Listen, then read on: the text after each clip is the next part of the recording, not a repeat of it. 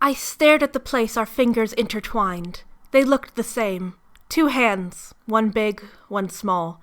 Looking at them, you'd never know one of them belonged to a pet. They were just hands. That was all. That's page 267 of a young adult book called Perfected. And yes, there is in fact a young adult dystopian trilogy about human pets.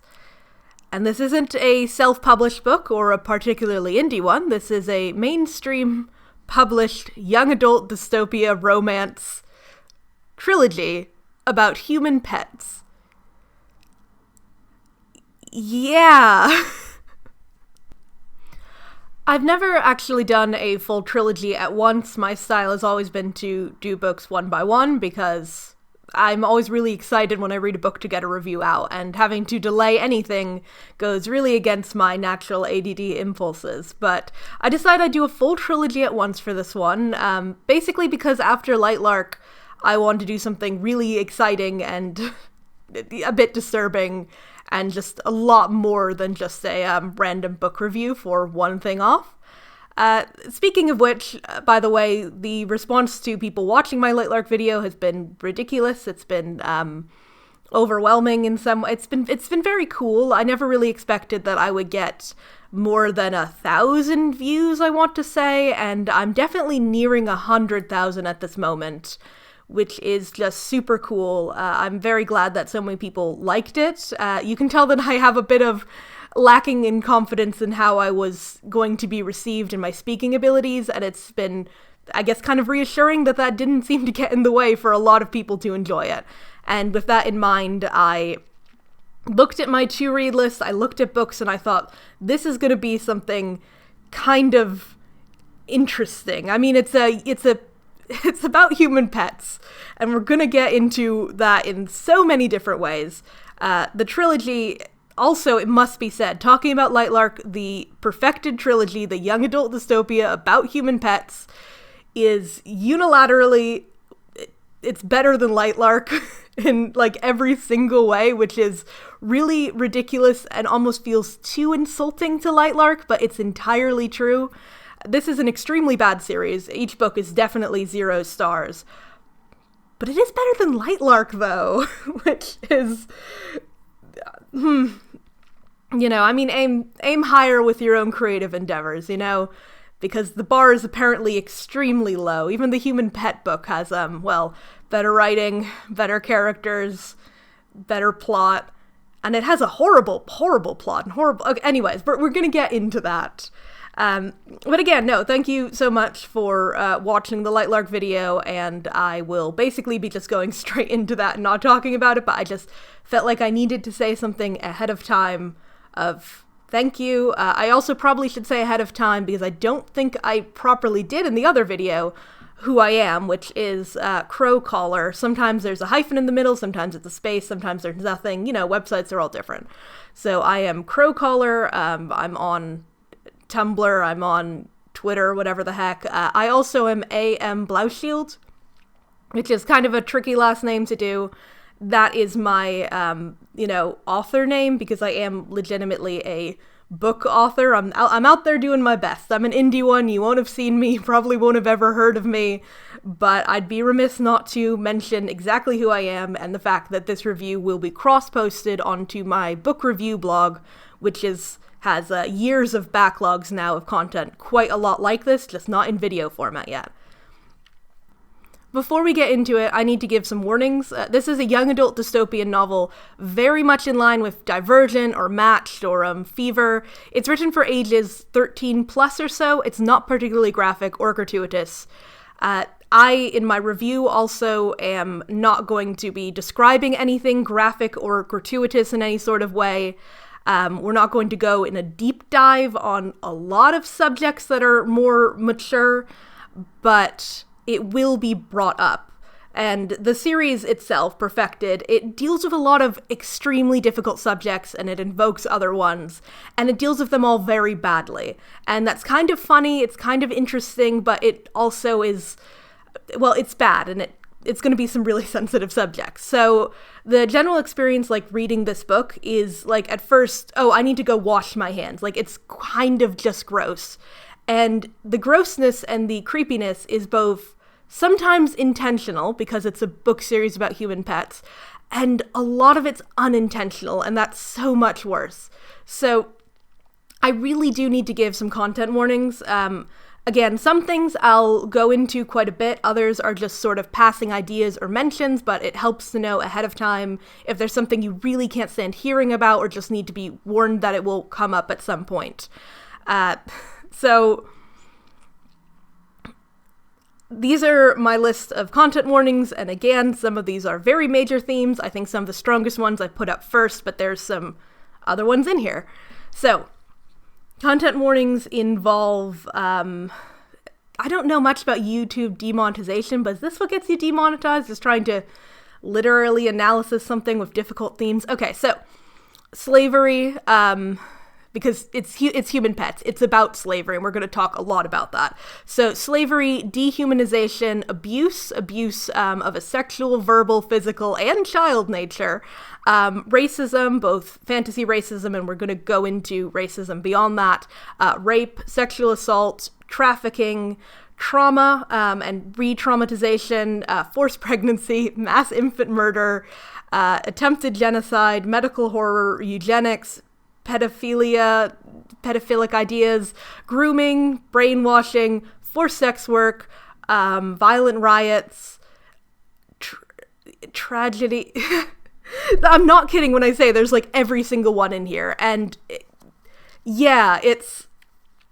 I'm not going to say that this review is not going to be a disturbing sort of piece of work overall, but it's just what we're looking at, and I need to say it ahead of time, so bam. Yeah, this was a real young adult book, and this was published through Entangled Teen, who is a very major, like, they are an independent publisher, but they're not an indie publisher, because they work heavily with Macmillan, who's one of, like, the big five ones. So, books from Entangled Teen, their authors do appear in a lot of places. You can find them in bookstores even. They have quite a lot of really well-known books come from Entangled Teen. And again, this is a completely real mainstream book from 2014 to 2018, I want to say. Yeah, 2018 was the third book in the series. So, thank them for all of that content and all of those trigger warnings. We're going to start by basically, my rough format for this is going to be book one. We're going to go into some smaller analysis of some things, then we're going to summarize book 2 and 3, and then some more analysis and a conclusion. So, starting off right away with book 1, Perfected. The future is entirely identical to the present of 2014. It's entirely modern day, no tech or anything fancy, with one change. Human pets. The hottest craze among the top 1% for 32 years now are pets, and pets have been bred in labs to serve as companions, family pets, sort of showpieces. Pets look human, but they aren't. They're made by a company called New Pet with genetic engineering, and they are entirely legal to own. In fact, they're legal across all of America and a lot of the world, with Canada being one of the few places that has made pet ownership illegal. One such pet is our lead, as yet unnamed, only numbered 8. So pets are created in labs, but they grow at the same rate as humans, being bred in kennels, then brought up to be trained from 12 to 16, when they're then put up for sale. The word bred is used a lot, and let me just promise you that they're not bred. They're made in labs, and everyone knows they come from labs, so please, author, I wish that you would stop using the word bred. A big point is made of the genetic engineering of pets, which is largely why they are not human and thus legally allowed to be sold as pets. I'm kind of curious what you're imagining at the moment when I keep saying human pet, because this is a very key detail in this world and the book, and it is addressed quickly.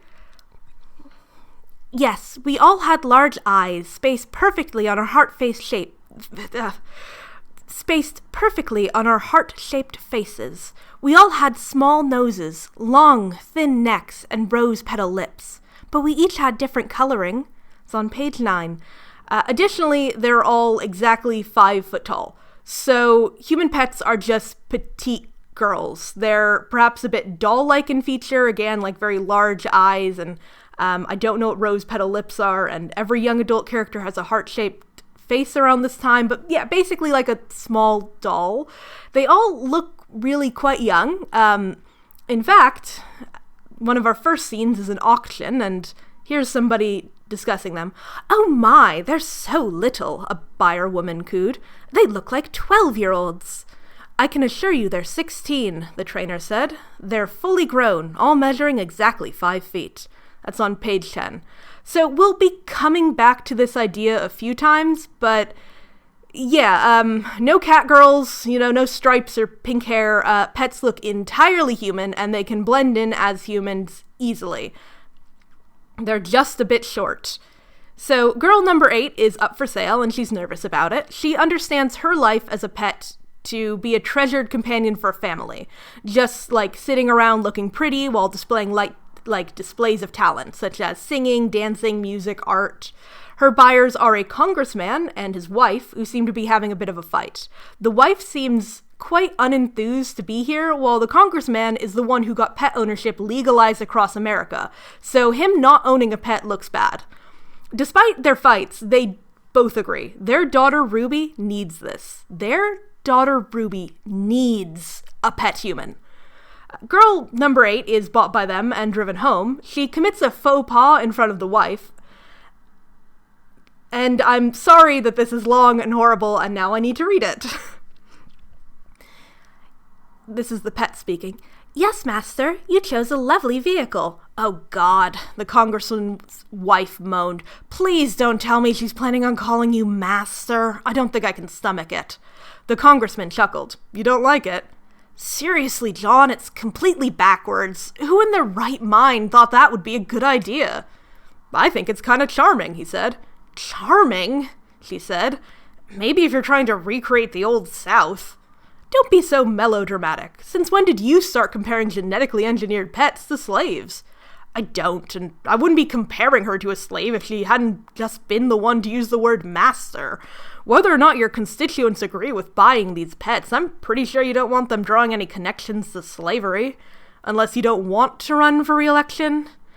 "Oh, please, I bet half the House and Senate own pets. If you think it's such an atrocious word, we'll tell her not to use it anymore." And that's page 22. And, yikes. Do we still say yikes? 'Cause yikes. Girl number 8 arrives at her new home. It's a huge mansion in Connecticut. She meets her new family, which beyond Congressman John and his wife Elise, includes 10-year-old Ruby and 17-year-old Penn. Pets are, it must be stated again, sold as family companions, especially playmates for young girls or display pieces for fancy parties. Girl 8 is primarily bought to be a friend to Ruby. Speaking of which, Ruby helps us again, learn something important about pets. This is Ruby speaking. "She's my size," Ruby said, stepping forward so we stood nose to nose. Her mother sighed. "She's the same size as all the others. They're bred to be little, remember?" "Is this one my age?" Ruby asked. "No, she's all grown." So, page 27. Not only are pets small, petite, and look 12 by one buyer's coup, even a 10-year-old girl mistakes our lead for being her age. At one point, the main character even puts on clothes for that 10-year-old girl. She can wear them fine. And put a pin in that. I'm so sorry. I have to ask you to put a pin in that idea. So, girl 8 settles into her home. She immediately looks at Penn, the brother, and she feels a bit dizzy for reasons she doesn't understand, wink, but likes Ruby and thinks her new family is good. Especially John Congressman, who is portrayed in contrast to one buyer who touched a pet's hair aggressively. He seems nice. Elise is rather rude and cold, while Penn seems to have something against her, but the house is incredibly beautiful and luxurious, and she's happy to be there. The only thing she worries about is being absolutely perfect so she won't get set back. The Kimball family, which is this family, they had another pet before her, and that pet got sick and was sent back. And girl 8 knows pets that aren't perfect go through this red door at the place she grew up, never to be seen again. She very much knows, and it's heavily implied and obvious, they kill pets that aren't perfect. So she's a bit worried about that. Girl number 8 is eventually named by the family picking over dinner. Penn is the one who supplies the name Ella. She bonds with Ruby, who's this lovely kid who teaches her how to read. She tries to go swimming, but nearly drowns, with Penn saving her. After that, Penn introduces her to music, and they bond.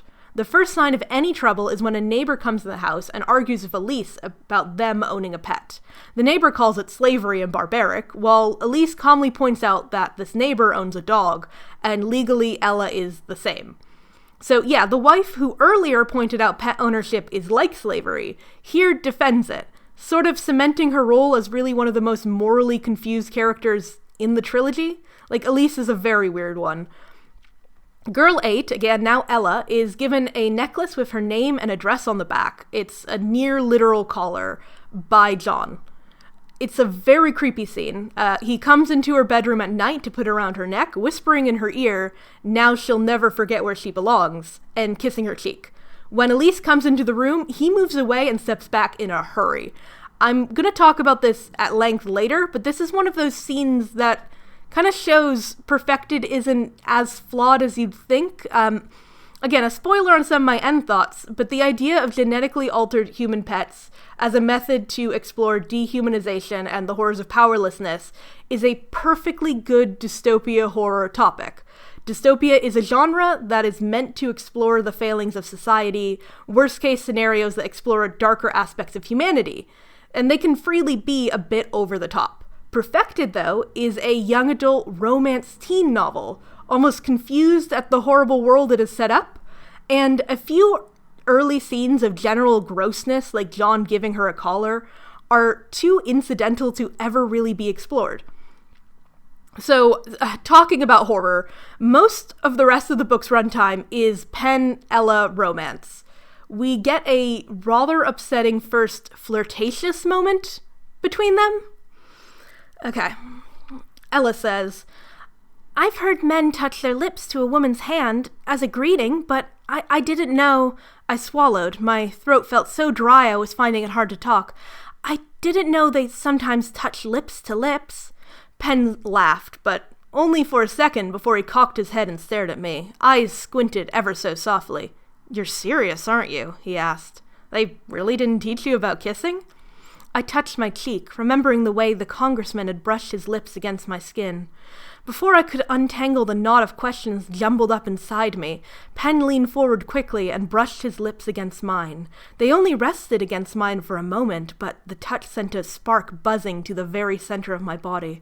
I pulled back, gasping for air as if I'd been dumped in the pool again. "There," Penn smiled. "Now you know what it feels like." It's 83. Not to go on a tangent in the middle of my summary part of my review, but this is so weird. Please don't pet. Please don't kiss the family pet. But also, she doesn't know what kissing is, or any implication of it, but Penn does. It has, kissing has specific romantic sexual connotations, and Penn doesn't even ask if she'd like to try it, he just does it. And she enjoys it, but is extremely confused. Imagine, too, if she was just a shelter girl from, a extreme cult. She doesn't know what kissing is. What if she learned about it and decided she didn't want it? And a reminder, of course, that despite being 16, she looks 12 or even 10. I'm not saying Penn was attracted to her here, but it's still so creepy to kiss someone who knows nothing of the world and looks a lot like a child. And this is forgetting the fact that legally he somewhat owns her. Anyways, Ella and Penn overhear John and Elise discussing Ella. Elise specifically makes it clear John had some sort of sexual relationship with their last pet, and he keeps insisting that they only got Ella to be friends with Ruby. And Elise agrees to this, because Elise thinks that her daughter is so friendless and also fat that having a pet human would indeed be a very good thing for her. Elise, though, also suggests that they get Ella spayed, something which John and Penn are appalled by. Spayed, of course, is the term we use for neutering female dogs. It usually involves the removal of ovaries and the uterus. This reduces the level of hormones the body creates and also prevents pregnancy. It's a common practice for household pets. John protests spaying her because it isn't needed. It costs $10,000 and it takes weeks to heal, while Penn just thinks it's screwed up. Now, with the attitude that indeed it is messed up to forcibly neuter a person, I mean, forced sterilization is something that very much still exists today, and that obviously keeping a human pet is bad, etc., etc. The idea that pets aren't pre-neutered just makes no sense, even though the idea of pregnancy and breeding is one we'll return to a lot more. Seriously though, like, people who want to go and be creepy with their pets wouldn't want them getting pregnant unless they have a really specific fetish, and it must be stated, again, pets are allegedly for families, not for weirdos. They're not meant for sex, and they're all female, so why would them ever potentially being pregnant be something you'd want to risk? But again, this is a future plot point. So, John throws a big campaign party where Ella is very much a showpiece, being looked over by a bunch of creepy businessmen as a decorative item, being made to perform music then entirely ignored, very much an object. It's another one of those uncomfortable scenes that so nearly gets at what this idea might have been, but also at the party, Penn dances with her and she feels bubbles in her stomach, and they sneak off to a secret garden to be romantic with each other. At the party then, a random new character we never see again and had never met tries to convince Ella to have sex with him, and she runs away. Neighbor lady from before is just in the driveway and is like, "Hey, can you help me with this box in my car?" And so Ella does and is just kidnapped by the neighbor. She just sort of stumbles into being kidnapped. This is about halfway, so you'd expect it to be a turning point, but the kidnapping lasts 3 chapters and exists to confuse, like, whatever Perfected thinks it's doing or whatever point it's going to make. The neighbor lady takes Ella to a couple in the city who run basically an underground railroad to Canada for pets. The couple, though, refuses to take Ella, saying this wasn't arranged and they can't just take her in. Neighbor argues, but then leaves, leaving Ella behind. The couple takes Ella inside, but says without the $15,000 they charge, they won't bring her to Canada and they won't even shelter her, as they're not running a charity. They buy her, like, expensive designer dress for $50, give her a sandwich, and kick her out. The portrayal of these people is puzzling. The couple and the neighbor are our only voices of anti-slavery in the book, and pretty much in the series. And they're all kind of bad people. They're definitely, like, not just bad people, but they're very much, the book is telling us these are very bad people. Neighbor talks about pets' rights, but dumps Ella in the middle of nowhere without any concern. The couple lives in this disgusting, trash-filled home full of old fast food and bottles. They're both, like, notably fat and wear stained clothing, and I'm saying that they're fat because the book is saying, look, these are horrible, bad people, they're fat, in that sort of fat-phobic way. They only care about money, and they have no empathy for the pets that they smuggle. They even buy the designer dress she's wearing for barely any money at all, when they could definitely resell it for hundreds. This is the face of people against literally slavery in this book. Greedy slobs who don't care at all for the pets they help.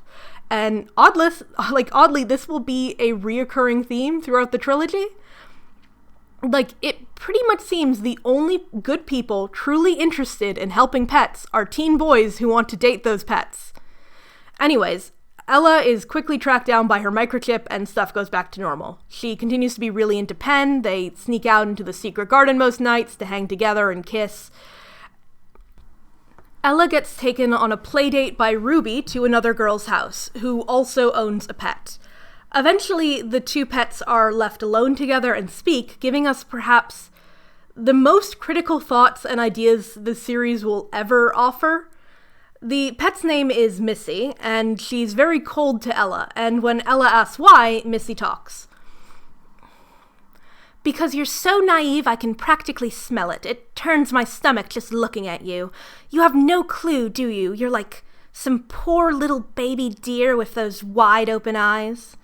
Ella says that she's not naive, and she was in fact just kidnapped, and the outside world was horrible. Then you know exactly how lucky we are. I've never understood why someone would want to leave a life like this. I can have anything I want. All I have to do is ask for it. My master spoils me more than he does his own family.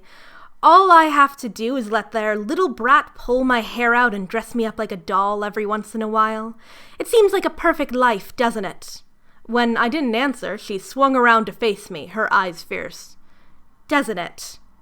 Yes, I squeaked. Well, enjoy it while you can, because it won't last forever. Have you ever thought about what happens when you come of age? When you're a woman rather than a child's plaything? You're thinking of it now, aren't you?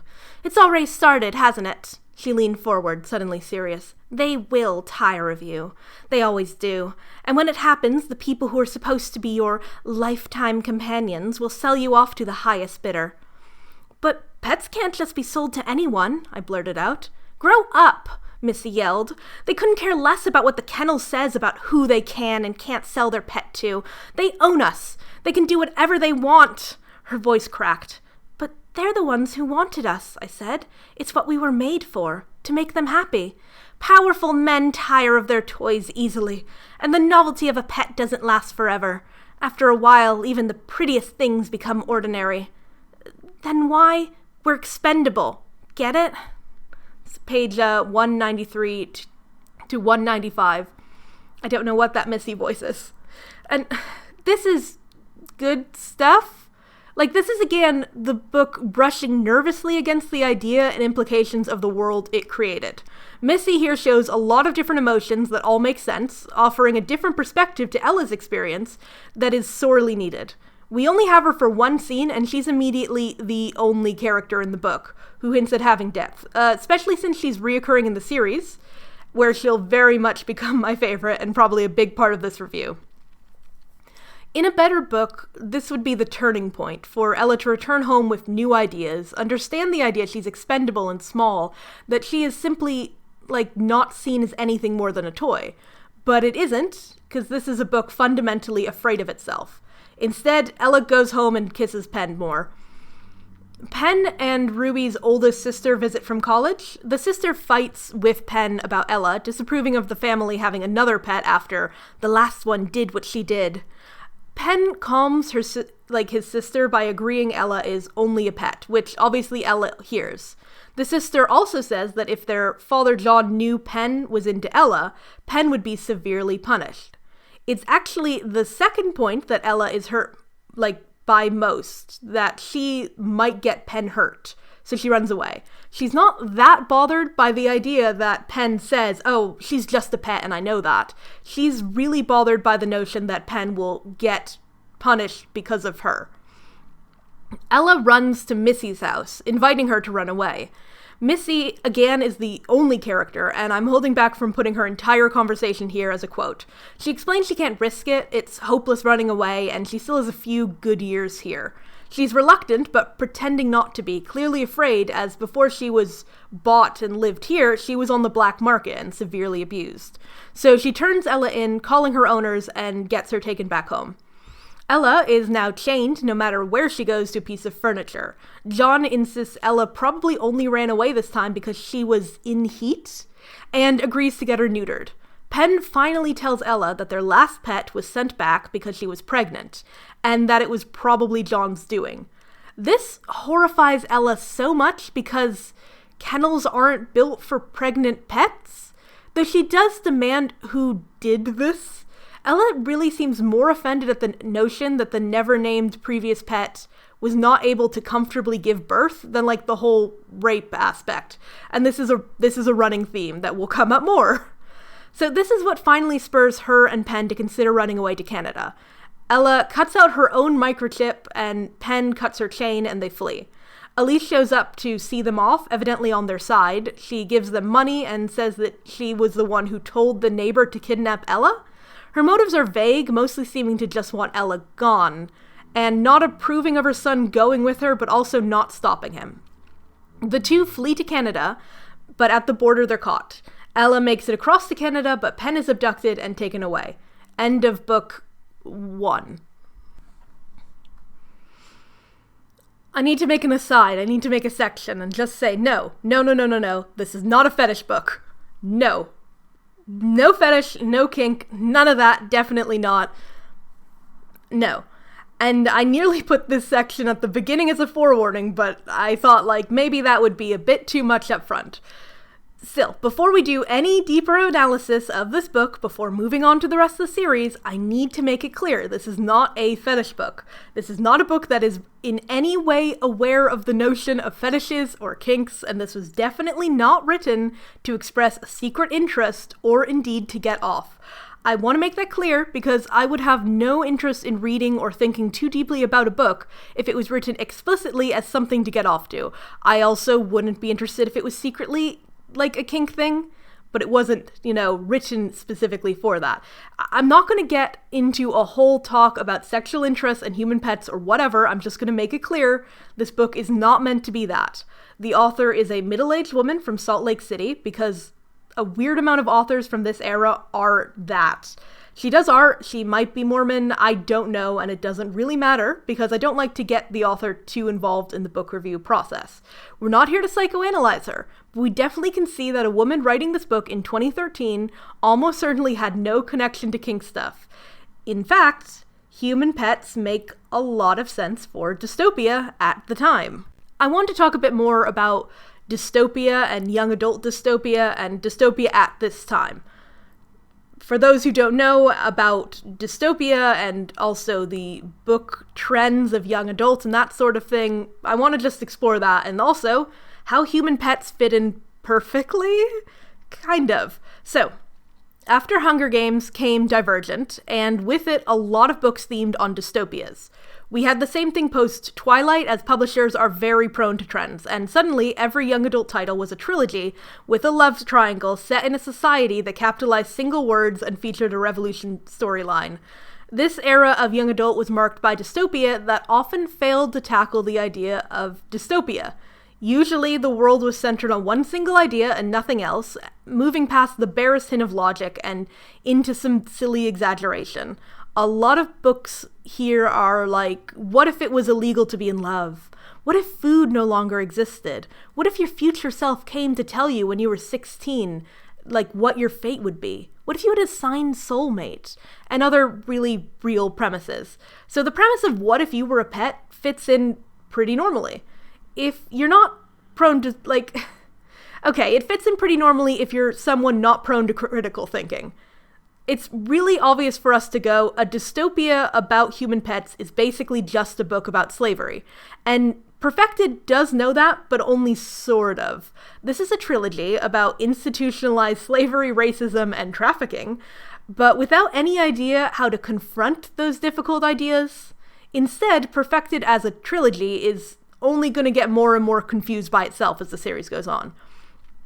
And I must repeat the notion that a dystopia about slavery is not strictly a bad thing.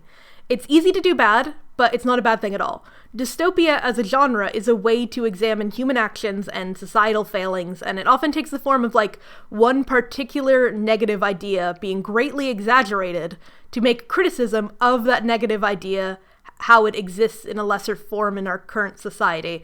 I don't know how clear that is, but if you're doing a book with heavy sexism like Handmaid's Tale, which is, the most extreme misogyny, it's usually then acting as a critique of how misogyny in a lesser form but somewhat similar exists in society today. That's the point of dystopia. Dystopia often may have an element of satire to it, the exaggeration of some bad thing so over the top it is uncomfortably amusing. It's a genre born from the idea of a utopia, a good place, and how that implies, indeed, a bad place. What could go wrong if everything went wrong? Where could we go from here if we kept acting in this specific way? I love dystopia. I love a tech dystopia too. I especially love near-future sci-fi that is only mildly dystopian. Which I will say the best near-future tech dystopian book I've read has been Everything About You by Heather Child, which feels very accurate to looking at society now, and if you extrapolate it, where would tech go? While for more high-concept, total societal change dystopia, Only Ever Yours by Louis O'Neill is another really good one. But, okay, YA dystopia rarely grasped the commentary part of dystopia. Hunger Games did. That's why it's lasted. Divergent, though, is... what is it commenting on? Having multiple personality traits? If the premise is, say, food no longer exists, like in a book called Hungry, the main commentary you apparently are giving is that food is good. Except, of course, that isn't really a hot take. In Matched, your life is determined by some shady bad guys, giving us the revolutionary idea that a society like that is bad. But what exact themes from today are being explored? What is there really to mull over in the very black and white world of teen dystopia? So a book like Delirium, where the premise is love is outlawed, lots of books have that same premise. You know, it's one of those several young adult dystopia-like things from this era, like Perfected, that stumble backwards towards a bigger idea. I haven't read Delirium, it's not really on my list, but I have a feeling it doesn't deeply examine real-world places and ways love is illegal, from what I know, rather than extrapolating real issues of illegal love, like gay marriage, which wasn't legal in America when Delirium was published.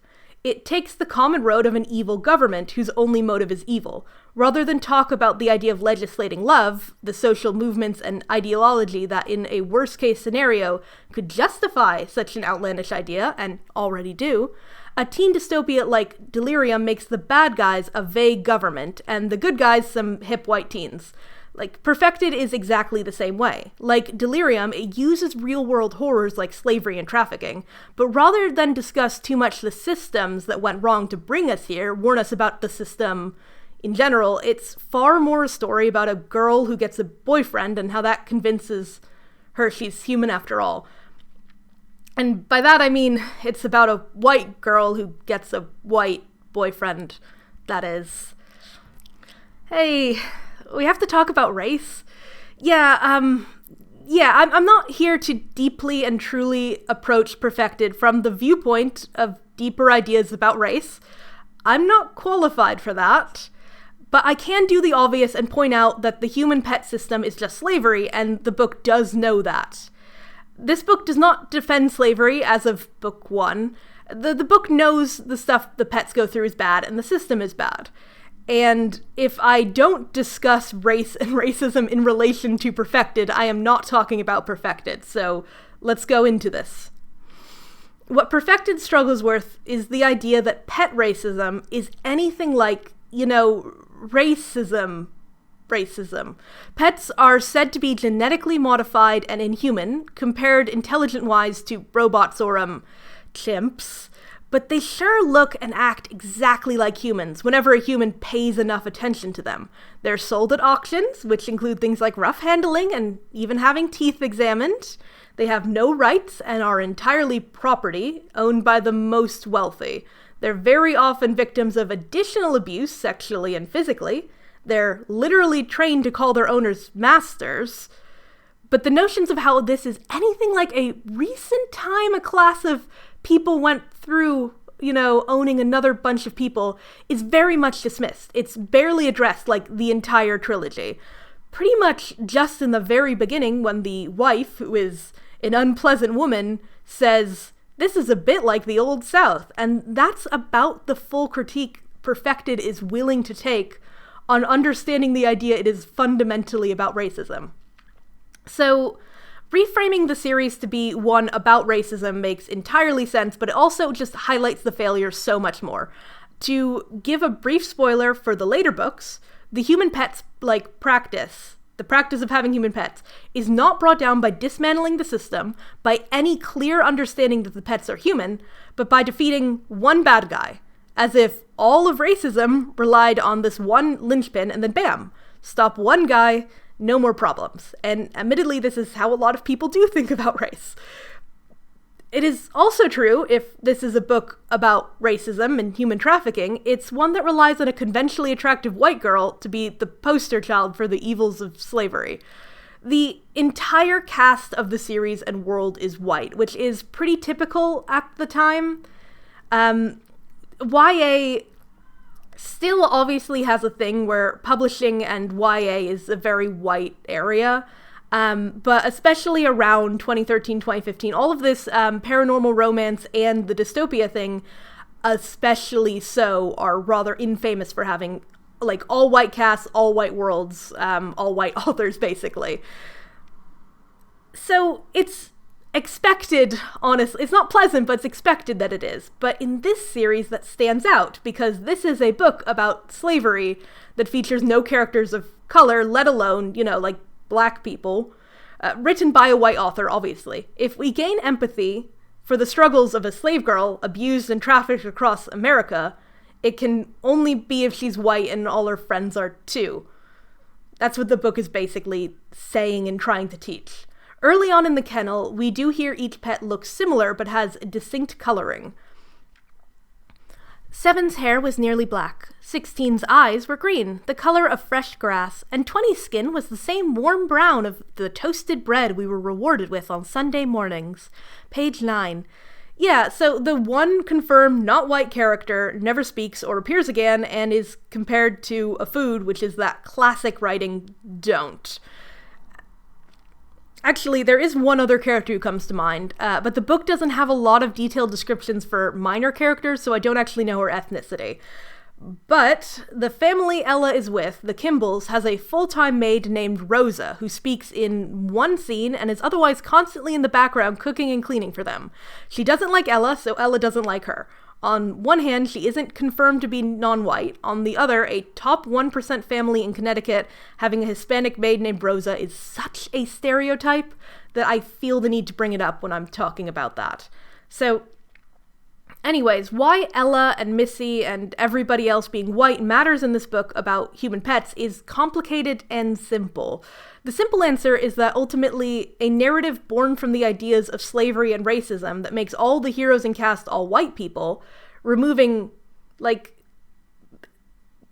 that is removing, any of the many people who have actually gone through anything similar. It tries to get you to better understand and sympathize with the plight of oppressed people, but it sort of is assuming that we only can do that because they are pretty white girls that can have babies. On the other hand, of course, the complicated thing, it definitely strikes me in terms of an alternative. When you posit an opinion of something that's wrong, it helps to consider what would make it better. And am I saying if this was a book about not white girls being kept as human pets, it'd suddenly be good? No. I'm saying that this book shouldn't have been written at all, and it's deeply flawed on a structural level that the only true solution is to scrap the whole thing. I could imagine a dystopia about human pets that examined a variety of complex issues well, including race, but Perfected is not the framework, and Kate Jarvik Birch is not the author. So that's my deeply hot takes. Again, I'm not fully qualified to discuss and understand a lot of deep race and racism things. You can look at me or hear me. But also, I'm not blind and I don't lack reading comprehension skills.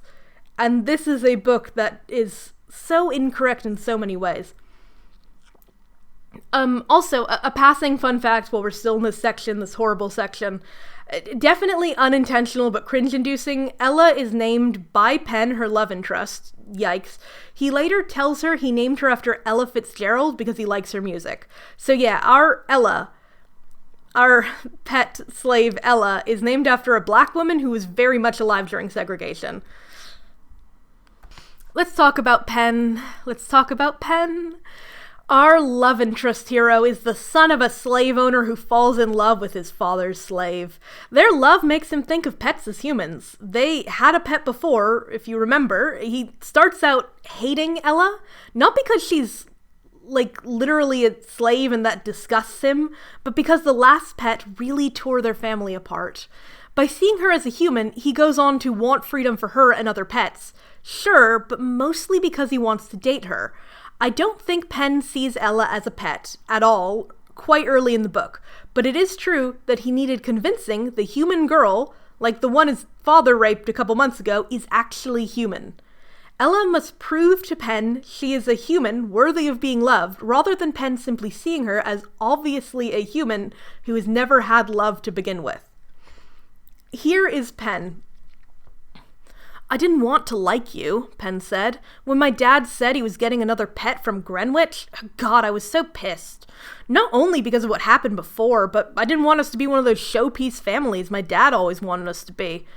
And I guess because I thought you'd be another plastic girl, one more plaything from my midlife crisis dad or something, and it made me sick.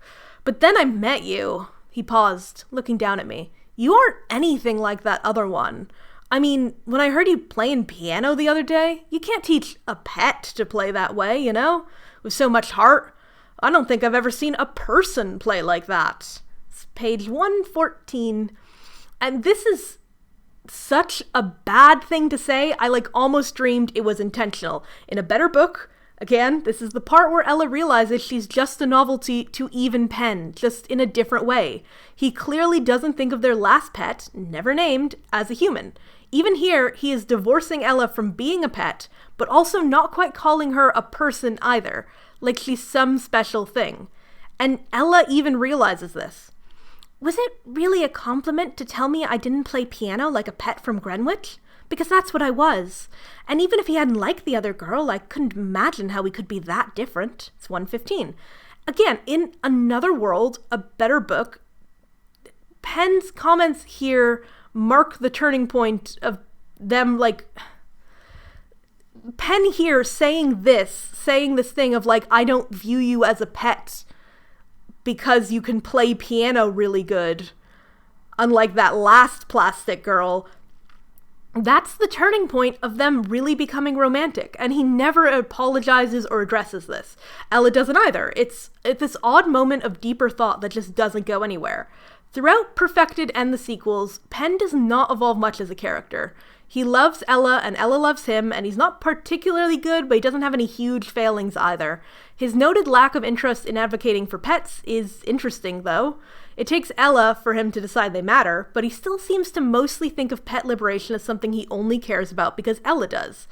Much like the book, Penn refuses to engage in politics or the idea of deeper structural problems that got us to the point where human pets are the norm now. This is Penn discussing them running away to Canada. This is nothing like what the neighbor did. That lady's crazy, he said. She had an agenda, and my mom was trying to get rid of you. This isn't about stupid politics or being a hero. It isn't about anything but you, Ella. I just want to be with you. 266.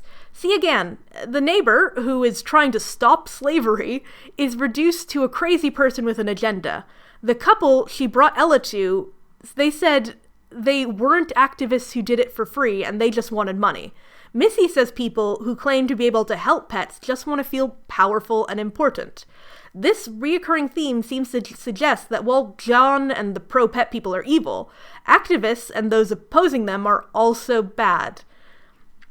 In fact, in book 2 at one point, anti-pet people start rioting violently, and their anger seems to be entirely scorned. They are the people against slavery and angry when they learn some twists in book 2, but they are framed entirely as a negative thing because they are rioting and angry and holding up signs and protesting. That is the viewpoint of this book. The only good person and the only one who can help stop pet ownership is Penn.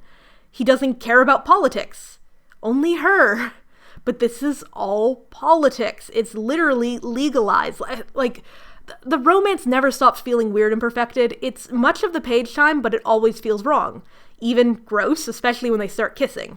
Ella does not know what sex is, and I'm not convinced she learns until book 2, where Penn and her do have sex. Ella knows very little about the world, and the idea that she would fall deeply for Penn as the first one to show her any interest and kindness makes sense, but to pretend this is a normal and good dynamic, I'm not sold on. This doesn't feel much like her choice, especially since it starts before she even considers herself human and able to have a choice. And let's talk about pets too while we're here. So the world of Perfected is very, very mundane. There is nothing high-tech or creative besides the idea that pets exist and are genetically engineered. When I heard they were genetically engineered, and that's the sole reason they're considered inhuman and able to be pets, I had a few ideas of what that meant. I think most anyone would assume they're fake science into being a mix of animal DNA and human, like, 5% dog for loyalty and 2% cat for elegance. The full extent of Pett's scientific engineering will be part of the rest of the books, but I'll go ahead and spoil a bit in book 2 that covers this. This is somebody talking about pets. Because of the extensive genetic modifications they undergo, pets can't be classified as humans. They use test tube insemination and incubation. They're raised in kennels and training centers, not loving homes. They've taken away the human element, not just from their genes, but from the process. They're bred, grown. And pets grown in labs aren't capable of being fully human. New Pet has made all the data publicly available. It's page 14 of Tarnished, which is book 2. So yeah, pets aren't human, legally, not because they are literally in some way inhuman, but because of IVF, incubators, and abuse. There's a mention of genes, and since they all look the same and are precisely 5 foot tall and recolors of each other, we can assume they're just designer babies, the idea of a designer baby. But designer babies that they may be, the only changes seem to be that their outsides are changed marginally, but internally, they are 100% human. Yes, to make something clear that the book doesn't, pets are literally just humans. There's no listed reason that would make them anything but. I mean, the given reasons. IVF is literally a fairly common fertilization technique humans use right now. There are plenty of people alive who are test tube babies, as it's called. Human babies can spend some time in incubators. That's also very common. And the fact that pets are raised in kennel and trained is nurture, when clearly if they're human or not is a case of nature.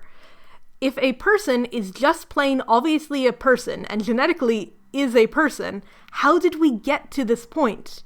New Pet has apparently done testing and somehow proven this is fine, but they're evil and likely faking it. I'm curious about what they were proving, though. Fake proving. Are they lying about pets not having a true consciousness, that they did anything to their behavior or traits genetically that is not natural? When we look at Ella and the pets, we know the answers. She is obviously human. She was trained to be obedient, but there's nothing in her biological makeup that makes her that way or controls her thoughts or actions in the slightest. New Pet brainwashes pets to think otherwise, but it's very easy for Ella to break away from that. What they are telling the general public, I don't know. What are they telling the general public? Why hasn't a single anti-slavery person just tried putting a couple pets on camera to just explain they're literally just humans? The science is not there. It bothers me more because the idea of pets actually somewhat being inhuman to some degree could be interesting in a correct application. It's also true that doesn't make sense that they aren't. Why did New Pet make human pets so human? There's no in-universe answer that they wanted them to be inhuman so they couldn't, or that they were researching it. If you have total genetic engineering of humans to make pets, it'd be a big point to your side if you can make them look a little less like people. Not to, give the evil human pet company notes, but, why not make them blue? I'm less saying, here's how to do an ideal human pet, and more, the failure to consider what a fucked up genetic engineering company might do to create human pets is a disappointment in a book about genetically engineered human pets. Hey there, welcome to book 2. Yeah, it's called Tarnished, and, I really struggle to rank the books in this series in terms of not even on quality, even on personal enjoyment. They're such nebulous, bizarre things. I can't tell if Tarnished is the best one or God knows. But hey, book 2, Tarnished. Let's just start this off with a quote. "This wasn't freedom. This room with its dingy walls and small square window was just another cell, another cage. Only this time Penn wasn't here to love me." Page 8. Book 2 starts in the strangest way. Ella compares being free to a cage and longs to escape freedom in Canada for America to be with Penn. Even though she's not legally human there, even though it should be on Penn to come to her, she hates it she just hates it at the refugee center. Yeah, that quote, that is how the book starts, with her lamenting where she is. She says the people here wanted to help her, but only if she was obedient and submitted to the rules. And okay, like the idea with the greedy smugglers in book 1, it's true that just because a person or group is aligned as anti-evil practice doesn't mean they're otherwise good. The fact all anti-pet activists in book 1 were bad people, that was off, but it wasn't an invalid point to make that corruption can exist there. It very much does. So she's at a refugee center and she hates it, viewing it as a prison or a cage. What's it actually like? Lovely. There are 10 pets total there. They have life skill classes where they're taught to read, write, and do tasks like sew. They each have a private room with a lock on the door, and staff, including security, there 24/7. The staff are described as being extremely pleased whenever a pet, asks to try a new food. They have a rec room with activities and a TV. Absolutely nothing about it is portrayed as negative except Ella's perception. The girls there are nice, and there's no indication they're being held there beyond the obvious need to help pets transition into society slowly. Pets are human, and Canada's one of the few places they are considered that. Ella has been here for a week, and she despises it. The idea that Ella could have mixed up or complex feelings about independence or her place in the world is fine, but Ella's only concern is just Penn. She doesn't even think about her own well-being as a pet returning to the USA. She just worries about Penn. Ella has no complex thoughts, period, but also Ella has no complex thoughts about freedom and identity. She simply isn't a free or a person without Penn. So she escapes and is helped by Missy. Yeah, Missy, the only character, is back. And here is the book that proves that she is the only character. I'm gonna have to be fighting my impulse to quote her nonstop because, again, she acts as the voice of reason. She helps Ella, but is abrasive towards her, and when Ella asks why she's even here, Missy explains she had no choice but to flee. They argue, and Ella, for the first time, has a personality established, and that personality is an absolutely horrible person. You think your actions don't have consequences? Missy asked. You think your little stunt with your lover boy only affected you? At least I tried, I snapped. All you did was sit there. You hated your life, but you were too big of a coward to do anything about it. Don't you dare call me a coward, Missy snapped. I had to weigh all my options. I had to be smart. I couldn't afford to make stupid choices just because my heart told me to. Page 21. Missy is angry at Ella and explains after her escape, Missy's owner cracked down on her and made her life miserable. Pretty much every pet in the area was suddenly treated worse because of Ella, who doesn't really care or even believe she had any relation to what happened to Missy. You can't just come here and treat me like this, I said, stomping my foot so hard a spray of loose gravel and dirt skittered past Missy. I'm sorry your master was cruel to you and blamed you for my actions, but it's not my fault. 22. Okay, yes, it isn't her fault, truly. The owner is the one who chose to mistreat Missy, obviously. Cool, but, Ella is still stomping her feet, angry at Missy for having been through something obviously harrowing and upsetting. After helping Ella hide in the first place, Missy further clarifies the reason she fled to Canada is because a bunch of dead pets have been showing up, dumped on new pet lab doorsteps. Ella ignores this and insists instead Missy help her return to America.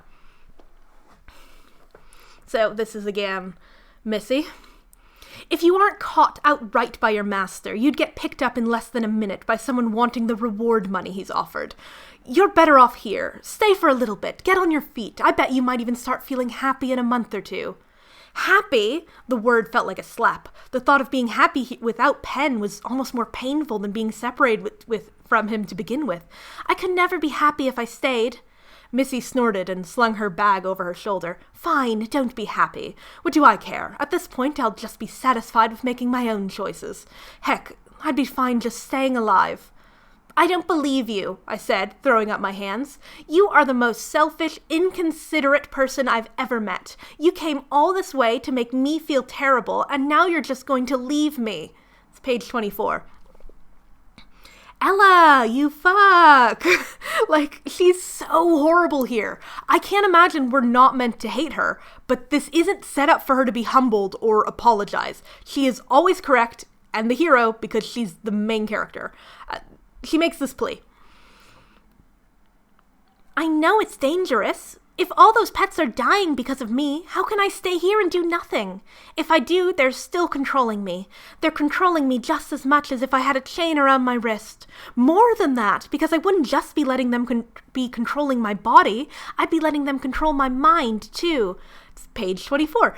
Ella, you are a tiny teen who cannot read and who isn't considered human in the U.S. You can't help by returning there, and they're not controlling you. That was what slavery was. Remember how you were brainwashed to think you didn't deserve human rights? That was controlling your mind. So Ella pisses Missy off and she leaves, but she returns a few minutes later and says she will take Ella. This might seem like main character syndrome where Ella just gets whatever she wants, but honestly, it's a good character moment for Missy. The only character. She knows it's a horrible idea, and she doesn't want to, but knows Ella will go and die without her help, and she wants to protect this naive idiot. So this starts a trend we're going to call Missy literally dying on the cross for the sins of Ella. The main reoccurring theme in this book series. Missy helps Ella escape into the US and travel using the black markets Missy just escaped from. Here, rejected pets search for new homes or do jobs like being an escort or sex work, under the employ of shady men. Missy is obviously deeply traumatized to return here, but does so for Ella, taking twice the amount of jobs for half the pay just so Ella won't have to. She also doesn't explain what these jobs entail. This upsets Ella, who throws a fit and sneaks around, eventually witnessing Missy crying while having rough sex with a client. This is a slight turning point for Ella to feel sympathy for Missy. Sort of. She is still mostly angry that Missy hid what jobs were. She also doesn't know what sex is yet, by the way. Just that whatever was happening to Missy wasn't right. Like, someone please teach this girl about sex ed. Anyways, Ella sneaking around results in her nearly getting sold out of the black market in a batch back to New Pet. Missy saves her, which is a disaster because now they're runaways again from both the legal authorities and the black market. When Missy is upset at Ella for messing things up, Ella again is horrible to her. You were supposed to stay in the common room. I gave you one task, Ella. One task and you couldn't even do that. You make it sound so easy. Stay in the common room. Don't do any jobs. Make yourself invisible. Don't share any secrets. Well, you can blame me all you want, but it's not going to do us any good now. How could you possibly keep a secret like that from me? A secret? I was protecting you. That's not how it's supposed to be. The things those men are doing to you, it's not supposed to be that way. That's not love. Love is about two people sharing. No one said anything about love, she snapped. But it is. I know it is, I said. That's how it's supposed to be. Well, that's your problem, she said. Thinking there's a way things are supposed to be instead of just the way they are. It's page 89. Again, literally. Oh, how dare you, Missy? How dare you return to the trauma of sexual exploitation purely to help me return to my boyfriend while also protecting me from that trauma? You horrible person who left the first and only sanctuary you ever found, the only place we have human rights, just for me. Again, dying on the cross for her, dying for her, taking all of her sins and just dying on that cross, man. So they flee, and they reach the place they just escaped from, and reunite with Penn. Ella, by the way, still doesn't trust Missy at this point, and thinks Missy might betray her. Ella and Penn meet up, and she asks him to escape with her. Despite all his declarations of true love, he kind of flip-flops before he agrees to come with them. By the way, side tangent, Missy vaguely has a love interest. At the last black market, the son of the owner helps them escape. And this is a son that, nursed her back to health years ago when she first arrived at the black market. We don't really see him again or know much about him, but I think it's pretty telling when we consider both love interests. They're both sons of slave owners who are fairly complicit in the slavery of their loved interests, even if they help them escape. Basic kindness is a low bar for love interest. Like, yeah, sure, they both go against their dads to help the girl they like escape. But I feel like a good person would perhaps abandon their slave-owning dad and be dedicated to ending goddamn slavery. Neither, like, even has some ambition to change it from the inside or whatever. They just are a bit nice while staying perfectly inside the evil system that, again, has made the girls they love into slaves. Like, want more from your men, folks. Missy, Ella, and Penn run away and scheme to end pet ownership by finding some big scandal. So they sell themselves back into slavery to a new pet lab. Here, they learn old pets are often bought by new pets to be test experiments. The experiments are pregnancy related, as while pets can get pregnant, they're unable to carry a child to term, resulting in both them and the fetus dying. New pet wants to let pets get pregnant so they can breed them. Right now, there's no breeding involved, actually, but rather designer embryos being placed in human surrogates. Missy and Ella meet with a human surrogate, who for some reason is kept in the same warehouse room. She explains new pet pays extremely poor women for their time to carry pets. While the shocks are cast, it isn't as much of a scandal as one might think. Pets are just human, and even if they were, like, half human, they could plausibly be implanted and grown inside of a human, much like how an elephant, potentially, might be carrying a woolly mammoth. The only real damage, as the surrogate points out, is that mega-rich men might not like the idea of their, like, perfect, lovely pets being grown in some way inside of these, like, ugly, poor women. That is said out loud. So it's an interesting thing. The other thing, of course, is that these surrogates are paid for their time and even sign NDAs, which again shows that it is kind of a slightly above board and it will be revealed that this is all, like, apparently known information, just not very well publicized. So I understand the scandal that they're trying to get at here in terms of, oh my god, they're inside of human women, that makes them human. But it isn't quite that, and I was so anticipating the twist, as I'm sure maybe some people might have called, and I called it really early on in the series, was the idea that maybe they were creating pets artificially from, like, poor women, or the idea that they are kidnapping, like, really dirt poor women and then using them to grow pets. Because that would be a very shocking thing. And the surrogate thing, not quite. But then, the surrogate mentions discards. Very openly, new pet lab people measure newborn pets and assess them. And if they're imperfect, they walk, like, 5 feet away behind a curtain and kill the newborn. Which is pretty distressing for the surrogate mothers, and it's wild this hasn't come out yet. Multiple people are like, yeah, no, discarded babies are pretty common when you are a surrogate for a while. And yeah, they don't try to cloak that at all. They just walk over, you can clearly see them going at it. Yeah, okay. Our heroes decide this is a good scandal and steal some files to prove it, passing by a crematorium full of ashes of dead pets and dead babies. One of the files, by the way, Ella grabs is her own, which details her surrogate mother. They escape successfully to Penn, and they approach a news station with the story, who breaks it after a few days. More surrogates come forward, and it's a huge scandal resulting in violent riots across the country that, as said, are portrayed as a very mostly negative thing. In fact, like, all of the riots are angry specifically at pets for existing rather than the company that created pets. And we even have a scene to hammer this in where there is a pet being violently abducted by a crowd to be, like, returned to new pet because they blame her for everything. And I don't think that this is meant to be some sort of commentary at all about, blaming victims rather than the structures around them. I think that the author just thinks that a big riot is bad. So New Pet makes a public statement stating, like, everything they've done to create pets was above board scientifically and legally, but they will recall and refund all current pets. They promise to rehab the pets and recondition them, again, kind of just confirming that these are humans. Congressman John then gets on the news and he states pets are, oh yeah, totally human because of the whole surrogate thing.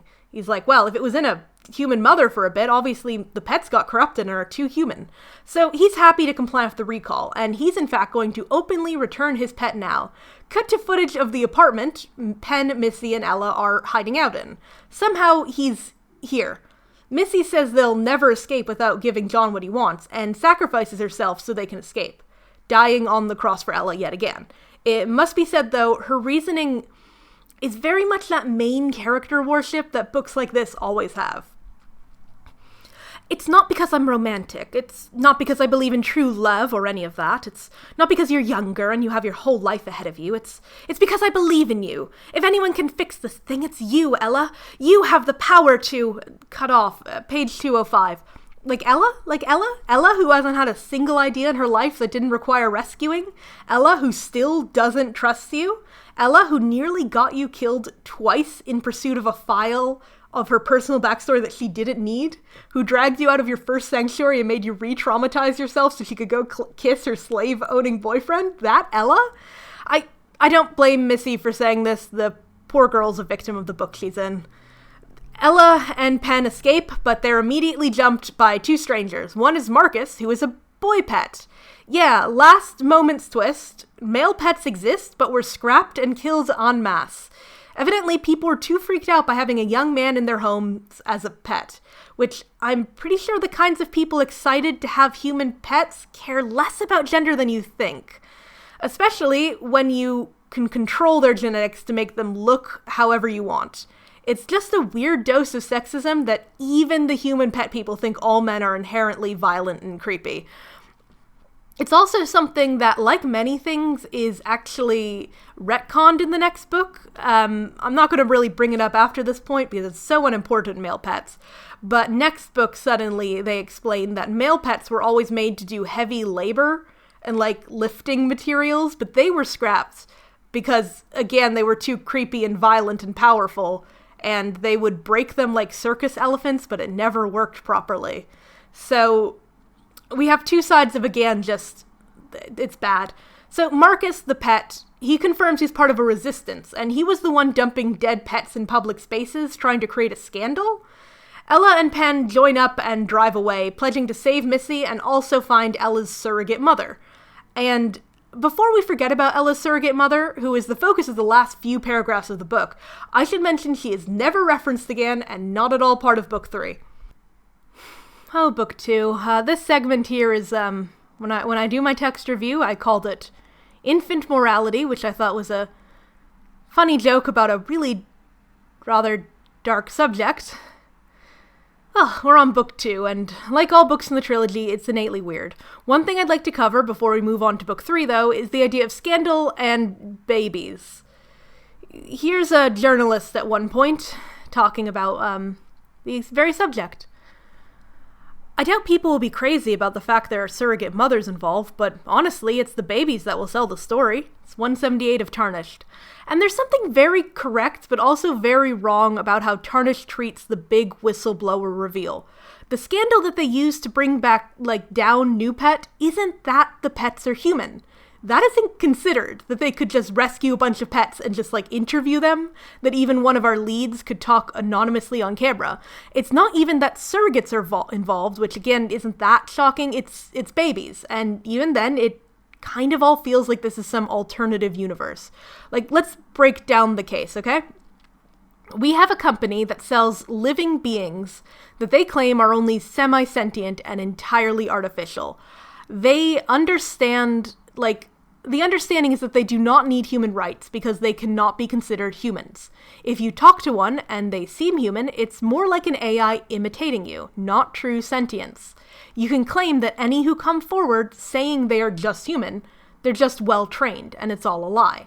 As they are not human, when word gets out they're grown in human surrogates, you can point out that a human might be capable of carrying an implanted ape embryo in a very unethical experiment, and a pet is more like a human cousin genetically, not a human. When people learn of the dead pet babies, you can point out that they are not human, and thus, while it's not pretty, it is the same as euthanizing excess puppies. It's entirely legal, even though that might be unpleasant. This looks bad, sure, but it's legal as long as they're not human. And we already know they can claim any pet saying otherwise is just well trained.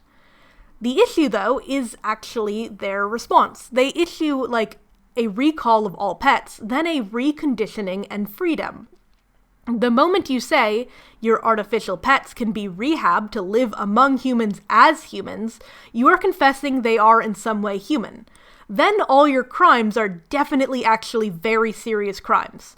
Part of the thesis on why pets don't count is that they're artificially created, grown, and then raised in labs. The moment you suggest a pet, however, raised in a home is human, all those imperfect pet babies you put down are in fact human children. They're they are admitting to a crime. Yet, the public does not care about any of this, and no one notices any of this. Pet humanity never comes down to them being truly human. It isn't their suffering or their mistreatment, it's babies. And there's something very true about this, admittedly. Like, babies are babies. We like them, you know? A bunch of women talking about how they watched a scientist kill their baby, like the one they just gave birth to, for not having the right shaped head, is a very visceral, strong image that would definitely cause anger, even if the baby wasn't technically human. Like, here's a surrogate talking about it on that whistleblower thing. You can't just kill little babies like they're rats or something. People got a right to know what's going on in there. Someone's making a lot of money using women's bodies to make the perfect baby. It's 188 of Tarnished. And here's 187. I cringed. Personhood? How is it even possible that a person's worth could be defined and legislated by someone else? Men like the congressmen got to sit in big important rooms arguing with one another about who was human and who wasn't, as if their words were the things that made it true. Interesting two quotes. Yeah, but I think there's something exceptionally, off about this book's focus on babies. Remember book 1 when Ella was threatened with being spayed? The book's attention was much more on her not being able to have babies. When she asks what spayed is, Penn is like, well, it means you wouldn't be able to have babies. And she's like, I could have had babies? Yeah, the focus is on not being able to have babies, not the sheer act of a non-consensual medical life-changing procedure. Ella didn't realize she was capable of becoming pregnant, but the moment she learned it might be taken away, her focus was on those missing babies. Spaying, too, is not a required procedure for sold pets, even though pregnancy 100% of the time kills them and the fetus. In this book, the people don't care about the pets or their mothers, but the babies. A dead pet is a dead pet, but a dead infant pet is a dead baby.